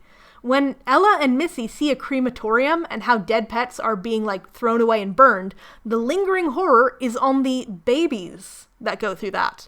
Even to our leads, the real tragedy is not the pets who died 3 months pregnant max, but the babies who died with them. Or the embryos, fetuses. At 3 months, an embryo is just reaching the fetal stage. That's not a viable baby, but it's a baby according to this book, and I'm trying to say that this unnatural fixation on the baby feels a lot like conservative ideas of body and pregnancy and anti-abortion in a weird way. A woman is a machine that creates a baby, and a woman who cannot or fails is a bad one. A baby is a pregnancy, alive the moment that first cell splits, but who cares about the mother? The baby is the one innocent soul who alone determines morality, up until it becomes some stupid, flawed person. Okay, not to sound like a saint, babies dying is bad. But we're doing literary analysis here. We should think about babies as a concept, how babies often are treated in stories like this. Missy and Ella are not seen as human to the world, and even to themselves, their ability to become pregnant is a focal point. Their time as fetuses in their human mother's womb is an important plot point. Not them as abused girls, not them as children molded into becoming slaves. No one cares about slaves. But what's this? Those slaves were babies. Suddenly, a reason to care. You can extrapolate this logic, like this kind of logic, to the idea of race, too. Perfected doesn't think the reader understands slavery as bad unless we see our pretty white girl lead suffer under it. And Perfected doesn't think pets are human unless we understand they come from a womb. In universe, this logic continues. The legislation to allow human pets was centered on them being lab-made and incubated. Only with that sacred thing called a womb can humanity exist. No matter how many crying, raped girls who look like they're 12 claim otherwise. Now we move on to book 3, Unraveled. I like to warm up with a little quote to help illustrate, this magical book and this magical world, so... It was his love that showed me we were equal, that this heart of mine was every bit as human as the one that beat in his chest. It's page 8. Okay, book 3, Unraveled. If you had to guess what the plot of book 3 was, what would you come up with? Stop right now and then start again so you keep watching. But write it down. Make a couple predictions. I mean, this genre is pretty formulistic, even if the big reveal and the freeing of pets kind of happens at the end of book 2. So what's going to happen next? I mean, New Pet barely apologized, and they said next time they'd make pets that weren't carried by surrogates. Well, Ella needs to go rescue Missy from John still. Pets also aren't legally human. So, adding all of these plot threads together, I think we know what to expect, right? I mean, with John pretending to be pro-pets are human, I totally expected him to be taking many freed pets in for his own weird purposes, while also pushing New Pet to release Pet 2.0, artificially grown pets that perhaps are even less human. Grown faster, maybe visibly unique with unnatural hair colors. Ella would have to save Missy, and together they'd have to advocate for the idea that there's no such thing as a human that is also a pet, and that New Pet needs to be shut down. That sounds like a good way to make a thesis statement on slavery is bad and all your other weird themes while wrapping things up, right? Maybe. Except, Unraveled is nothing like that. This book is inexplicably about Ella joining a domestic terrorist cell that is really bad at domestic terrorism. So, Ella and Penn are now with the liberationists. Why? Liberationalists? Okay, they're with our obligatory revolution group. The group is a very nebulous thing, however, with unclear numbers, goals, resources, and funding and everything. We understand they want to help free pets, but their actual plans, like desired endpoint, is never made clear. Especially as immediately the group is sold out to New Pet and John, leading Ella's team to have to go on the run. And we never hear from that revolution group as a whole again. We never hear about them again. So Ella and Penn aren't alone in this. Again, they're on a team. They're joined by a new cast of characters who are entirely interchangeable and new. Pretty much, perhaps sensing the book series only had 4 characters in it, the author quickly, added Marcus the human pet, Ian the also human pet, Dave the guy, and Jane the lady. None of them stand out or have anything interesting going on. Marcus was briefly in the last book. He has the most personality. He's notably violent, angry at the abuse he faces as a pet, but even that doesn't really give him the sense of being a full character. The book is luckily very short, and it's mostly filled with Ella's team arguing and being aimless, which makes writing the summary easy. But there's just all of those pitfalls we're going to step into to discuss. So it's been 9 days since Missy gave herself up so Ella could live. New Pet has been recalling all pets and making propaganda tapes, claiming they're being rehabilitated to live in human society. But of course, secretly, they're planning to kill them all. Ella's team must find the girls, as well as Missy, and save them all. I also... brief, tiny aside. Why would you, if New Pet says, oops, whoops, we accidentally made these guys too human, tee-hee, why would you then trust them to recall the pets and rehab them? Why would you trust the evil company that accidentally made human slaves, according to them, accidentally made human slaves, to then rehab and take care of the who knows? So, Ella's team needs to find all of these recalled girls and save them. And yeah, rather than New Pet killing pets as they get them in, the whole plot hinges on the idea they're just keeping them together in a big box for just one execution. And The plot is like, I don't know, 9 days or so. It's like max like a week or two. And they are just sort of collecting these girls in like one pen and just waiting until I guess they get every single girl to kill them all at once, which is, I guess, very lucky. So they go to Penn's mother, Elise, for help.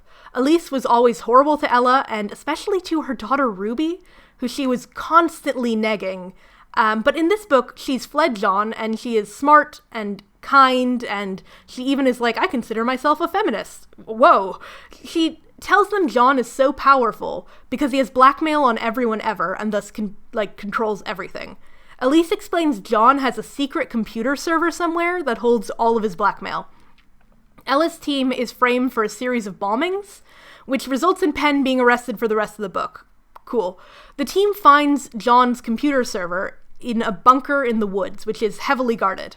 They successfully plant a bomb on the roof, but Ella refuses to let them press the button and explode it, especially when they learn John is in the building. My hate for the congressman grew inside me like a disease. It wormed its way through the middle of me, seeping into everything good. It was a sickness, this hatred. It fed itself, that sour taste inside me, sucking the bitter need to make him suffer. But just because he was a monster didn't mean I'd allow myself to be turned into one. I can't do it. Marcus says, What do you mean? Have you forgotten what he's done to you? What he's done to all of us? What he's still doing? Of course I hadn't forgotten. I could live 100 years and I'd never forget how small that man had made me feel, how used. But that didn't change things. That didn't excuse murder. That's Penn's dad. The dad that framed him for murder? God, Ella, think of the bigger picture. I realize life is precious. I do. I understand what a gift it is. He's the one who doesn't understand. It's 121. Now, there's nuance to this, and the idea of Ella being a character who simply refuses the idea of murdering somebody and thinking that murder is ever valid. Like, agree or not with her, it's a character trait. She refuses to let someone else press the button, though, or even consider it. To her, killing John is the same as John being complicit in the deaths of hundreds of pets, thousands even, as the writer of the pet legalization bill. I am frustrated by this because, geez, John is simply a despicable man in every single way, but okay, it's a choice that defines, Ella. Pro-bombing, with the device that she's told will level an area the size of a football field, but anti-killing even the worst man in the world. But then the narrative does this thing I hate, which is tell us Ella was correct. Suddenly, her character trait of refusing to press the button is explicitly rewarded, telling us it was the correct opinion. Now it's not a trait at all, but some absolute karmic right, because John's daughter Ruby is in the bunker. Killing John was a tough choice Ella had to argue with everyone about, but with Ruby there, it's clear it was always the only option. It's no longer a tough choice, pressing the button, it's an absolutely easy one. Obviously, don't blow up the child. Nearly doing this makes Ella go down a bizarre spiral of doubt, where she begins to wonder if she's on the wrong side in the fight to be considered a human. Yeah, Ella briefly wonders if the slavers are the good guys. It was hard to remember what we were fighting for anymore. Was this even about the pets, or had it gone mixed up and tangled into something else? Nobody fights for something because it's wrong. Maybe we're the crazy ones. Maybe we're the ones on the wrong side of history. Jane shook her head. Human rights and social justice are never on the wrong side of history. Yeah, but you have to think I'm human to believe that. It's 125 to 126. It cries of this fundamental misunderstanding by the author of what this book is even about. Ella has long accepted and thought of herself as human, and has seen countless horrors in the world of pets. She is actively trying to save Missy, a pet who has suffered even more. This is not a fight that can really inspire self-doubt, because this is a fight for the most basic and fundamental of human rights. The right to even be human. And she's not grappling with her old brainwashing. She threw that away ages ago. She broke out of that easily. This is not an opinion that pets are human. And it's especially not an opinion for Ella. It isn't even that she's been faced with the worst of humanity and wondered if she's anything like that. She goes into this crisis because she considered setting off a bomb. Her potentially accidentally killing a child is entirely unrelated to her existence as a human. Her spiral here thus feels unnatural and almost offensive in some way. Anyway, Ella's team flounders for a while, being nothing, until human man Dave says he knows where the pets are, and he takes Ella and Marcus to this old church. It turns out this is a trap, and Dave is the traitor who's been framing them. His reasoning is just as unexplored as his personality. He shoots Marcus dead, and Ella flees to get the rest of the team. They found the real location of the pets and rush to save them. While doing so, Ella learns Missy is being held at the bunker with John's files, so she rushes there to save her. Ella, alone, drives to John's bunker and demands to be let in. She has no plan, a stun gun and a real gun. John greets her and gets her to drop the stun gun. He taunts her and takes her inside to see Missy, who has been tied to a chair for like 2 weeks in the same room as his computer server, which is full of blackmail. They're both in cages. Separate cages, though. Ella pulls the gun to threaten him, but he points out she doesn't know how to open Missy's cage and thus can't kill him. So she drops the gun and he draws his own gun. He gives a villain speech that does not explain anything, talking about his motive like it's just power, I guess. And then he's also been giving orders to New Pet, not the other way around. He goes to shoot Missy, but Ella pulls out the bomb detonator and threatens him. He taunts her, saying she doesn't have it in her, so she presses the button. So, rounding back to that anti-murder point. Well, here's another quote on this. If I killed Dave now, wasn't I just as much to blame as the rest of them? This was the problem with war, wasn't it? And this was war, just like Marcus had said. 2 sides battling against each other, each convinced the other was wrong. But didn't they know no one would ever win? Not with killing, at least. It's 137. Wars, of course, rather famously, are won near exclusively with killing. And indeed, this quote from earlier becomes more dramatically incorrect, like the moment Ella ends the book by setting off a bomb and potentially killing a fair amount of people. Beyond herself, Missy, and John, there's also all of his staff and guards. We know that they're there. Perhaps there's something to be said about this moment as a thesis. That, in the end, Ella, confronted with the monster, like face to face, realizes death is the only way to stop him. That she tried everything else, but this is a man who only knows violence and will never agree to peace. Maybe there's something to the balance. He dies in the blast, but so does she. She abhors the act of murder, but will not live with that sin. Killing is wrong, but John must be killed, and by giving her life at the same time, she is only paying a due. Perhaps by being a martyr, Ella represents, like, the cycle of violence, that no matter her morals, she still had to die so others might live. That blood is messy and final, and no matter how hard she tried, the cycle of violence turned her into what she refused to be. I mean, maybe that's what we're trying to hint at with her pulling out this bomb. Oh, and Missy's also there. Yeah, Missy! Dear God, Missy is there! When Ella threatens to blow the place up, Missy gives like a nod accepting her death. But her presence still ruins any commentary on Ella's choice here, like having true meaning. Not that it ever had a true meaning, to be clear, I was just joking earlier. Ella does not reflect on her choice to press that button and explode. And the book does not like try to balance her refusal earlier with it now. We can infer that she simply had no other choice, having both lost her guns and still needing to stop John. But her powerless status in this bunker is exclusively her fault. She went here without a plan, and she put the gun down. The gun that might have killed John in one shot, no bombs needed. Why? Because Missy is in a cage. A barred cage. A cage that needs a key, but is still just a cage. John gets her to put down the gun, because without him alive, she'd have no way to open the cage. Because as we all know, cages are magical devices that cannot be opened in any other way. That was sarcasm. It's not very hard to break open a cage without a key. You can melt the lock open, melt the bars, physically cut the bars, pick the lock, even just some force. Even if it was a magical cage that could never be opened, Missy would still be able to live in it, as there's room to like pass food and water through the bars. But rather than think about any of this, Ella presses the button and everything explodes. Ella lives, obviously. So here's the finale, the epilogue, the wrap-up. Ella lives, and they all live happily ever after. How, though, you ask? When Ella comes to in the hospital, Penn is there, as is Elise, his mother. Elise says she randomly found a flash drive backup of all the data on that server she just blew up, with all the blackmail. She gives it to Ella. Ella holds a press conference explaining John, who also lived, has been blackmailing people for years. She compares everyone being, blackmailed to being owned as a slave, and she says she's going to set everyone free, smashing the file under her shoes. She urges everyone who was once blackmailed to go do something good with their life, and that goodness is the one true trait of humanity.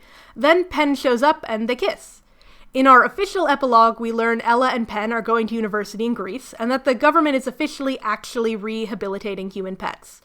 New Pet has been made illegal to operate, but is still trying to lobby the government to let them be legal again. This is it for the conclusive wrap-up. It's never said pets are now legally human, or that anything has really changed. That anyone has been arrested besides John. It seems like taking John down has toppled everything, and yet changed only one thing. Perhaps those he blackmailed came forward with more evidence to lock him up, but still, the only revolution is his downfall.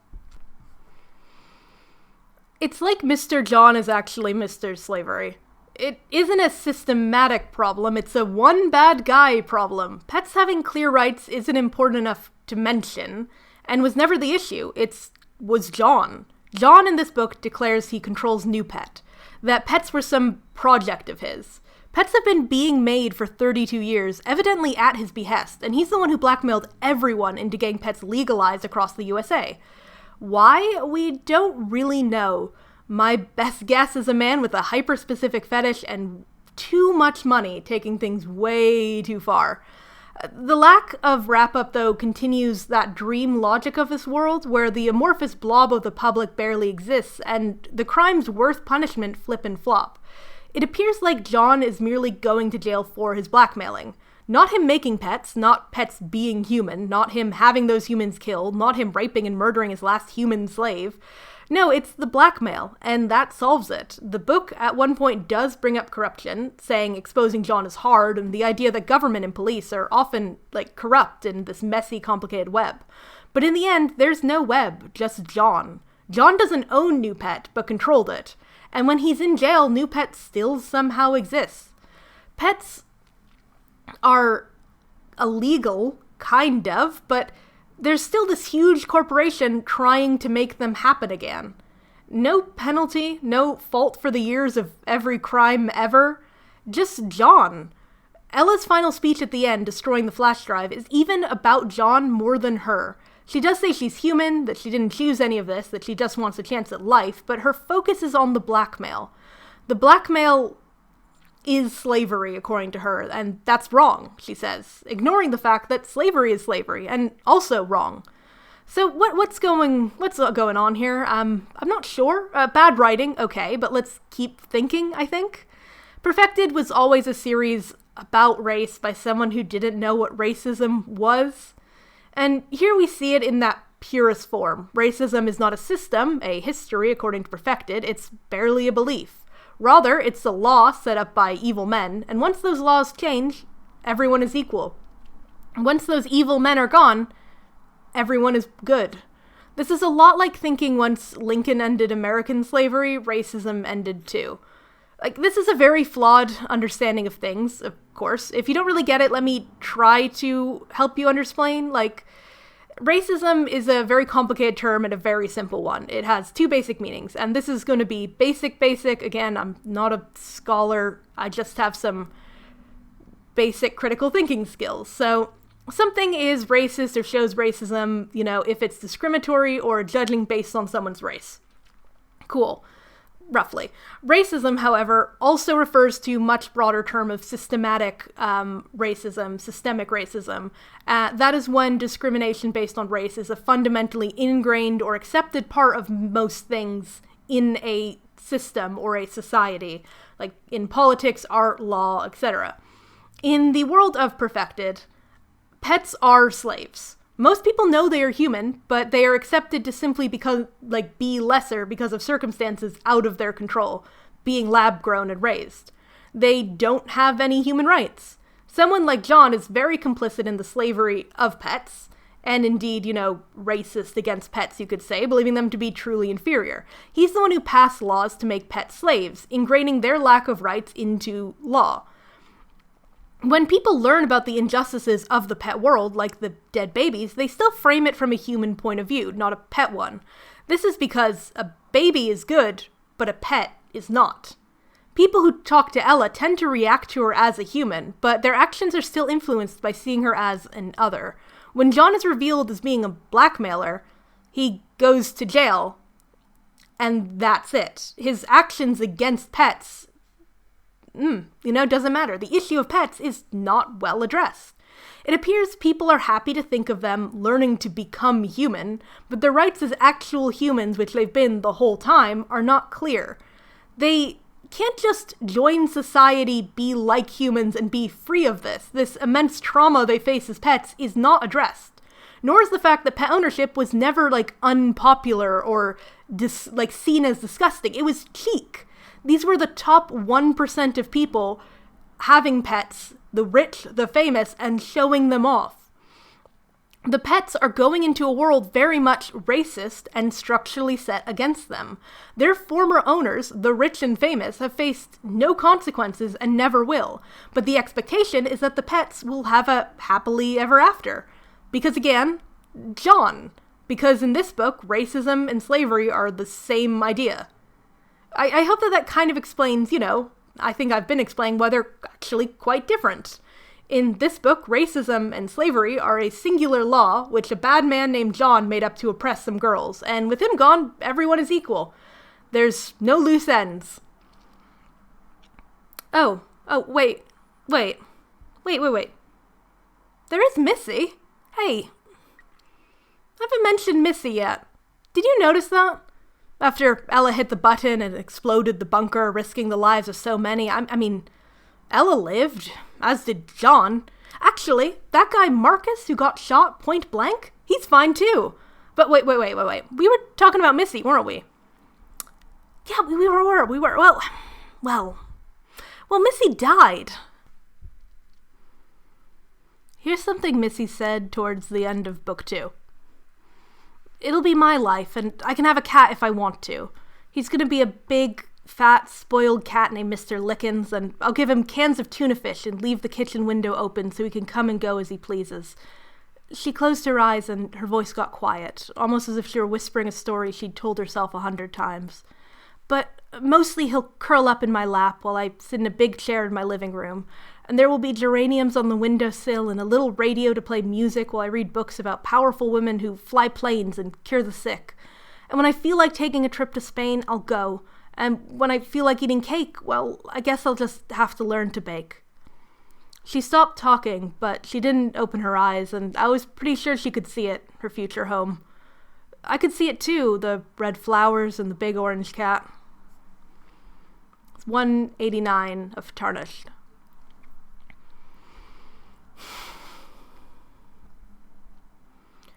Missy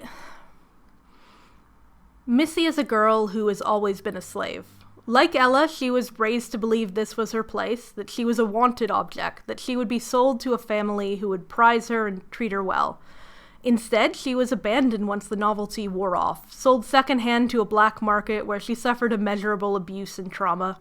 She was sold again to a new one, a luxurious one, where again she was prized, all the more eager to stay now she knew how bad the outside was. Yet still in fear, because she was growing older, and she knew time for her was always a limited thing. And Ella appeared, new and fresh, a fellow slave who believed her owner's son loved her and couldn't comprehend all she had to lose. Part of Missy hated Ella for how innocent she was, bitter at her hope in a world that had taught Missy only fear. When Ella tried to run away, Missy turned her in because she knew how much was at risk. But when Ella did finally escape, Missy was blamed and away she went. She traveled the markets again, her trauma still sharp, selling her existence to try to flee to the only place in the world where she might finally be seen as human. And who is there but Ella? The stars still bright in her eyes, still so naive. Ella, who thinks she's in love, who would leave Sanctuary for that idea. Missy has just arrived at her future, but when she looks at Ella, she sees herself so many years ago. She doesn't want to go. She wants to hate Ella and leave her to die. But Missy cannot do that to someone so like her, and down she goes, back into the abyss. She sacrifices more. She shakes and cries and hides it all from Ella, saving and keeping her safe even if she doesn't believe their end goal is worth it. She has some obligation to the girl she never quite articulates. Some part of her cries out for justice, just as Ella does, but what Missy wants most of all is a long quiet, to sit in the sun in a room with a lock. But when Ella is caught, Missy steps forward and is kidnapped instead. We don't know what she thinks about this. We don't know what it was like. She sits in a small cage in a concrete bunker in the woods, tied to a chair, for 9 days. She refuses any compromise of her captor. She accepts her death the moment she gives herself in. But Missy's is not dead when Ella arrives. Ella has walked into this trap for her, as innocent as ever, still trying for a happy ending Missy does not believe in. When the detonator is revealed, Missy nods, accepting it. She has always seen her death as a coming thing, a promised thing. She doesn't hope she will live at any point. To her, the sunny windowsill and the fat orange cat are dreams, not possibilities. But it is possible. Missy doesn't know it, but it is possible for her to live. She can still be saved. Like so many other girls who've been broken, there's still time for her to be healed. However, it's Ella's turn. That foolish girl who she saved so many times now must save her. Missy never had any power, and she has none in the end. She is a girl in a cage ready to die. She is a girl who has seen the worst of the world 3 times over and only wants a quiet place. When Ella presses that button, the world explodes. And everyone lives, everyone gets an ending. Everyone except Missy, the only character who needed one. How you can look at a character like Missy and kill her is beyond me. A character who lives only to sacrifice herself, who wrote her own epilogue in the book, only to be denied it. Throughout the second book, Ella doubts and is angry at Missy throughout, and the book seems to agree. As the main character, the narrative is attuned to Ella, rewarding her actions and feelings at every turn. No one suffers more than Missy for this, demonized up until the very moment she turns herself in to John, cementing her death. A death at Ella's hands. As I keep saying, as I will say, Missy literally died for Ella's sins. Missy is literally dying on the cross for Ella the entire series. And Ella is the one holding the nails. What narrative purpose does death serve? Every purpose, of course, I mean, it is many things. And like most searches for meanings, you can't really go, this is what this means absolutely. Even authors don't really have that right, death of the author. But we can still think about death and Missy, and kind of imagine, why did Missy die? So the world is a rough place, and Perfected covers so much of that roughness, I'd use almost every trigger warning out there to explain it.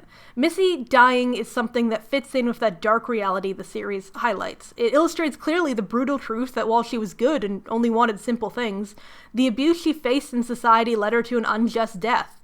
Her demise in that way is kind of commentary, kind of the point of the book, except obviously it's not. She is the only death in the trilogy, the only casualty in the bomb, and in the conclusion she is only a few short paragraphs in the happily ever after.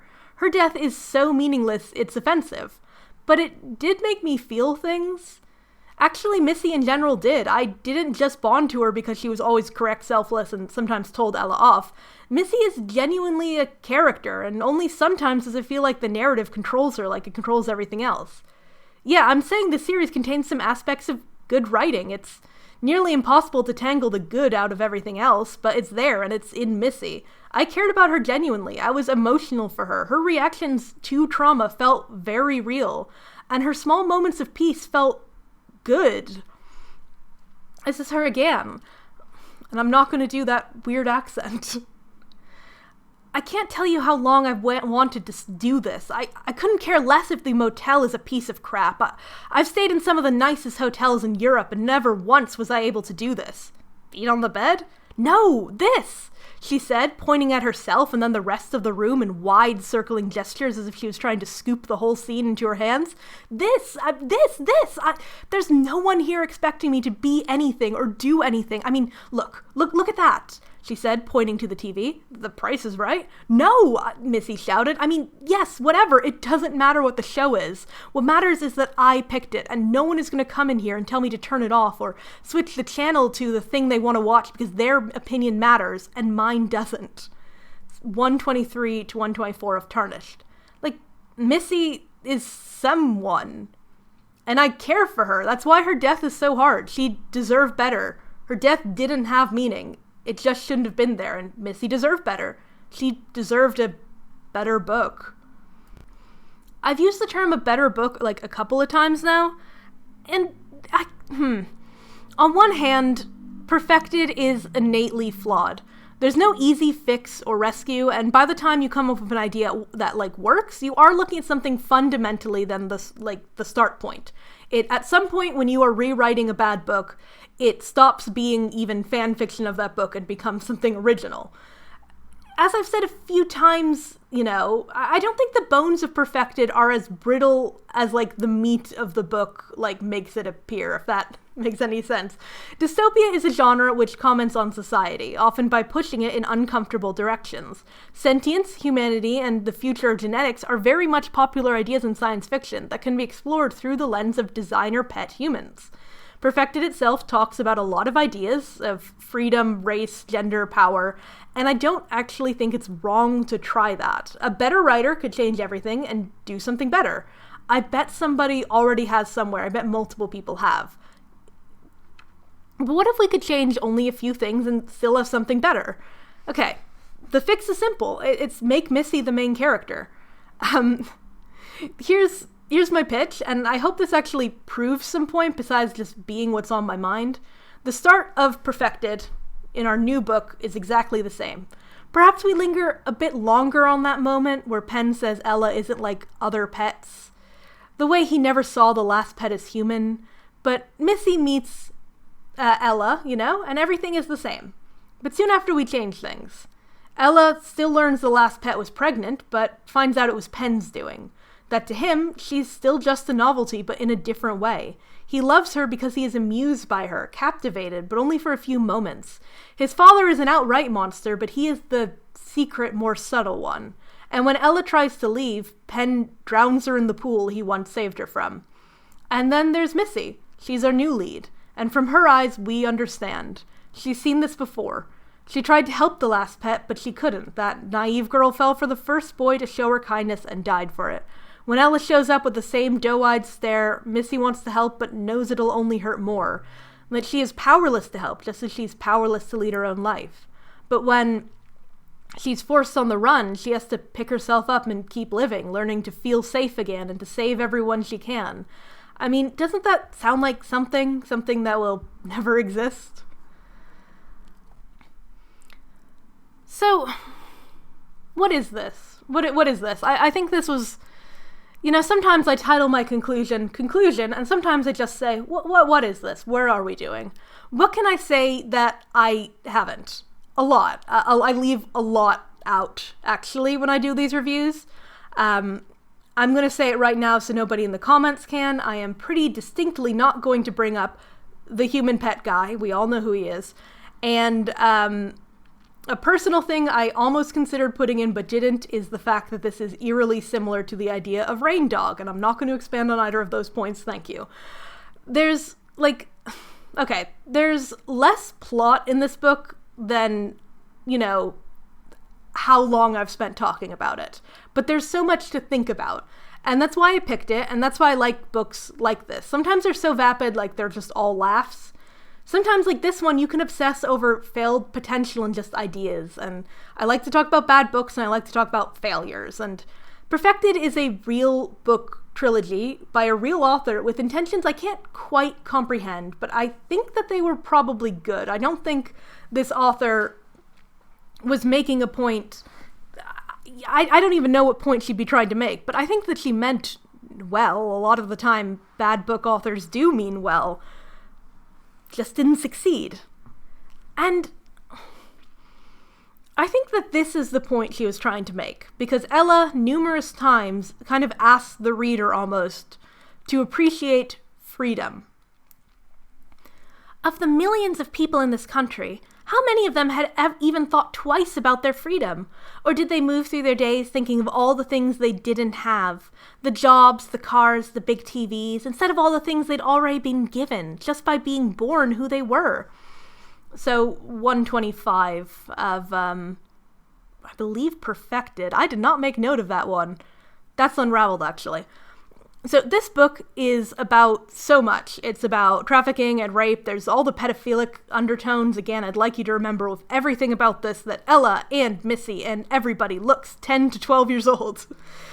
There's domestic terrorism. There's questions of murder and if that's justified. But for all of those themes also just are not really there. They're not the theme. The theme is right there in that quote. This is a book series about freedom. Freedom is a concept in the same way that John is a concept in this world. Freedom in the world of Perfected is an idea untangled. Freedom is good, but it means little. Yes, the pets need to be freed, but that is a binary state. Free or not. A switch to be flipped the moment the bad guy loses. There's no deeper truth to Perfected than simply the idea that not being free sucks, and boy, wouldn't you feel bad if you weren't? That's where the uncanniness that haunts this world stems from. I don't think the author thought about the world beyond her window when she created this reality. There's no true commentary on real-life ideas of trafficking, slavery, abuse, or sexism in this book about all those things, because in Perfected, the answer to all problems is simple. It's freedom. It all funnels back to that one idea. Real life is complicated, though. Bad things don't end with just one written line in the law. In some books, a moral that simple is fine, but in Perfected, it's almost taunting. Freedom is good, it tells us. Shouldn't you be happier that you are? But we can't all just blow up a bomb on John and go live in Greece. We have bills and jobs, and some of us want to be free but can't leave every shitty thing in the world behind. A lot of us are like Missy, dying, and for no reason. So it is almost harsh, I think, when Perfected rubs freedom in its reader's face. For all the darkness in the world, the ones that survive are the lucky ones. And that's it.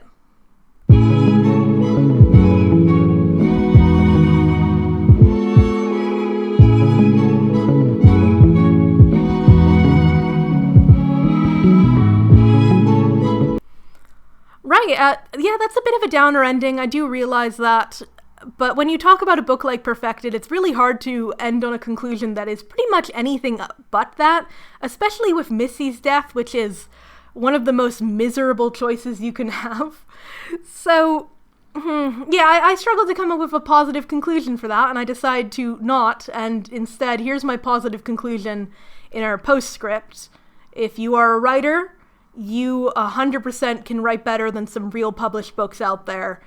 Don't doubt yourself that much, and it's editors' jobs to help refine and get feedback on your work and things like that to definitely improve it, but I can definitely promise you that the lowest tier in published writing for people who earn quite a lot of money from it is much lower than you'd expect. So I guess that's my positive conclusion.